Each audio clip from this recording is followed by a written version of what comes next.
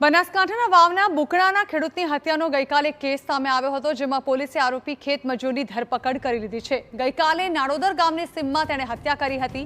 ખેતમજૂરની પત્ની સાથે મૃતકનો આડો સંબંધ હતો। આડા સંબંધને લઈને ખેતમજૂરે હત્યાને અંજામ આપ્યો। તો આ તપાસમાં વધુ ખુલાસા થયા છે, જે મુજબ મૃતક ખેત માલિક આરોપી ખેતમજૂરને તેના બાળકો સાથે મળવા નહોતો દેતો, જેને લઈને આરોપીએ ખૂની ખેલ ખેલ્યો। આરોપી હત્યા બાદ તેના વતન રાજસ્થાન ભાગે તે પહેલા વાવ પોલીસે ધરપકડ કરીને તેની કાર્યવાહી હાથ ધરી છે।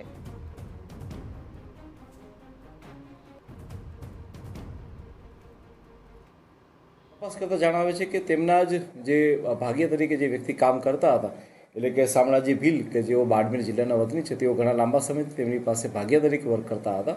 તેઓ દ્વારા તેમની હત્યા કરવામાં આવેલી છે। ત્યારબાદ પોલીસે અલગ અલગ જગ્યાએ નાકાબંધી ગોઠવીને આજે વહેલી સવારે જે આરોપી છે તેને પણ હસ્તગત કરી લીધો છે અને હાલમાં તેને કોર્ટમાં પ્રોડ્યુસ કરી એના આગળના રિમાન્ડ માટેની કાર્યવાહી હાલમાં ચાલુ છે।